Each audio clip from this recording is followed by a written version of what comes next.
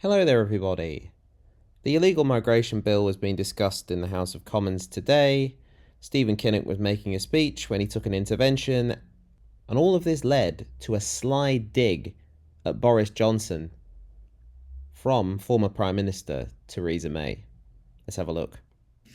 Mr. Evans, I said yesterday that this bill was being rushed through this House at such a speed as to make detailed consideration and debate almost impossible.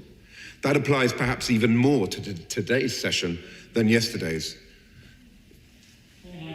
I know what the Shadow Minister is saying about quiet diplomacy. Well, it seems to me, actually, that the Prime Minister has a very good, cordial relationship with the President of France, but it's quite clear that that alone won't be enough to sort this problem out.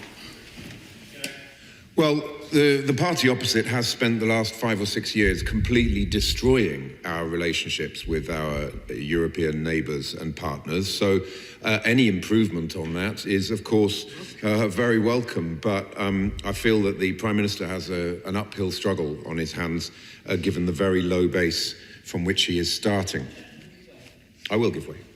Can I just say to the honourable gentleman, he said we'd spent the last 5 or 6 years destroying our relationship with France. Perhaps you might like to reduce that by, I think, 2.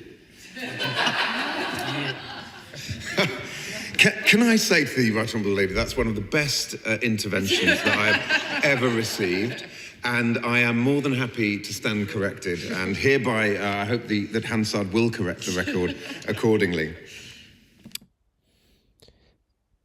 She rather enjoyed that, you can see. I mean, it's no real secret anymore that Theresa May holds Boris Johnson in little regard, let's say. So any opportunity to have a dig at his premiership, because the likes of Boris Johnson and the people Boris Johnson eventually surrounded himself with were instrumental in Theresa May's downfall. They were never going to be satisfied.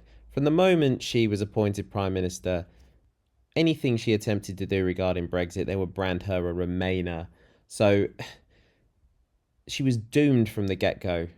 We just didn't realise at the time, and I certainly think Theresa May didn't realise at the time, or she wouldn't have taken the job, just to the extent how much these ardent Brexiteers were not going to let us get away with anything other than a no-deal Brexit. Just look at where we are now. It really is, or it really does seem, it's as good as it's going to get outside of the European Union. But it's still not enough for the Jacob Rees-Moggs of this world, the Boris Johnsons of this world, the Liz Trusses of this world, the political opportunists who just want to keep themselves relevant. And quite frankly, they couldn't be less relevant. That's the irony of it all. They thought they were going to spark a rebellion, but let's be honest, they wouldn't be able to spark a stove, these people.